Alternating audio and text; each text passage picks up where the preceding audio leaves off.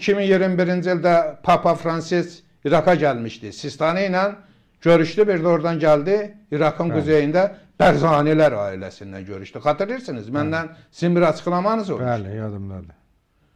Bərzanilərlə görüşəndə Bərzanilər ona bir medalyon, ilim medalyonu verdilər. Bəli. O medalyonda Papanın rəsmi və Papanın rəsmi olan medalyonda Xəyali Kürdistan xəritəsi. Bəli. Və o xəritənin içərisində Naxçıvan da var idi. Və o xəritənin içərisində Azərbaycanımızın böyük bir qismi var idi ki, Ramiz Ənvəroviç orada Kürdistan qurub PKK-ya verir.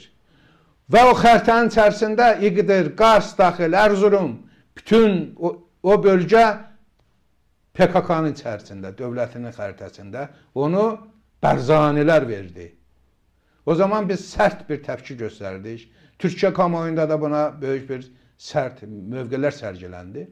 Amma bütün bunlara baxmayaraq, vaxtilə PKK Bərzaniləri öldürmək istəyəndə, məhv eləmək istəyəndə onların qarşısına çıxan Türk Silahlı Qüvvətləri idi. PKK-nı məhv eləyib peşmərgələri qorudular. Peşmərgə də hər yerə öz bayrağını sancdı. Türk Silahlı Qüvvətlərinin iradəsi PKK-nı darmadağın etdi. Peşmərgə Türk Silahlı Qüvvətlərinə tabi olmaqdansa burada mənim deyib bayrağını saçdı. Ərbil, daxil, Kərkük, Musul, Baba Gürgür, bütün Türk yurtlarını ələ keçirmək uğrunda bir savaşa girdilər. Təbii ki, yenə Türkiyə dözdü, dedi, Bərzanilərlə PKK-nı ayırmaq lazımdır. Amma bilirsiniz ki, bir neçə gün, herhalde 10 gün olardı, burada da bir haqda danışmışdıq. Ərbildə bir Ortadoğu konferansı gerçəkləşdirilir, Kürt məsələsi müzakirə edilir. SDK dedikləri PKK-nın Suriya uzantısı olan PYD-nin lideri deyilən Mazlum Abdi ora dövlət başçısı kimi dəvət edilir bu dəfə. Və orada da Davutoğlu kimi Fethullah Gülen kuklaları başda oturur. Hər kəs yenə ılımlı bir mövqe sərgilədi. O zaman xatırlayırsınız, Sayın Dövlət Bağçalı birbaşa elan elətdi ki, İmralıya pozucu qüvvələr getməyəcəksə mən özüm gedəcəm. Xatırlayırsınızmı? Ki, ayrı-ayrı dış güclərin oyunu pozmaq üçün PKK-nın liderini deyilən bir zatın terror başının ayağına getməyə özünə dövlət naminə məqbul saydı.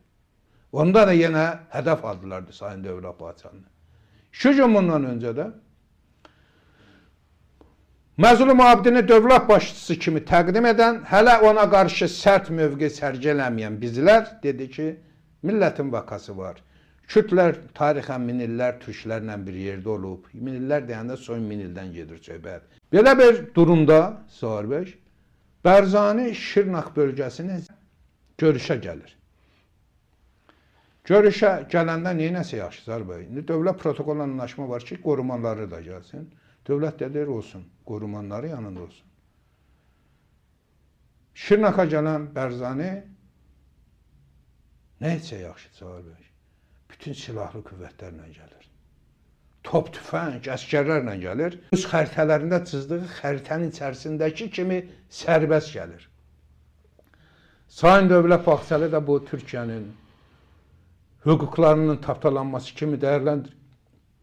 Bərzaninin o addımlarına sərt bir təpki qoyub, açıq-açığına mesaj verdi ki, sənin bu niyyətin gerçəkləşənməz burnun olacaq. Dün olur bu hadisə Zahir bəy yenə. Və nə olsa yaxşı, Bərzaninin ofisinin açıqlaması, adında bir açıqlama. Bunu istə. Bu Mazlum Abdidir. Mən Bərzanidən, Mustafa Bərzaninin oğlunla danışıram. Zahir bəy, Ərbil yönetiminin əski lideri, indi də onun oğlu Cumhurbaşkanıdır biri, o birisi oğlu da başbakandır. Ailə şirkətindən söhbət gedir. Bu da onların kukulasıdır.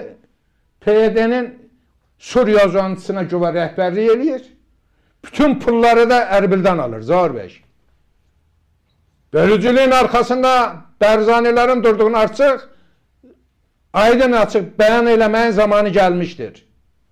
Bərzani dönən həddini aşaraq Dövlət Bahçeliyə deyir ki, bilməzdi ki, sən qoyun cildində olan bir qurdsan. Yəni sən qurduydun, amma qoyun cildinə girmişdin. Gör alçaq, Böyük Türk millətini nədə təhqir eləyir? Bərzani Böyük Türk milləti qurddur. O heç zaman qoyun qılıfına girmir. Qoyunlar qurd qılıfına girə bilər. Biz onları tanıyırıq. Amma qurd qoyun qılıfına girməz. Həddini biləcəksən Bərzani və bugün